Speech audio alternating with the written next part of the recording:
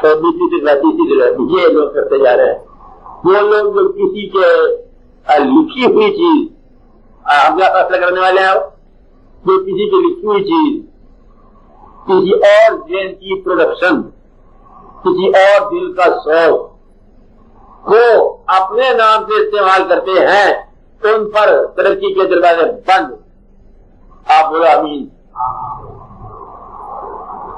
ختم کر دو کاروبار. مقصد یہ ہے کہ یہ آپ مس یوز کرنا, کسی اور کو یوز کرنا یہ کر گا, یہ بند کر. کیا پرانی کتابیں پڑھ لی, اس میں سے کوئی چیز نوٹ کر دی تھی اپنے نام سے بدلے تھے, یہ نام جو ہے اللہ تعالیٰ اس نام کو کبھی فیوریٹ نہیں بنائے گا.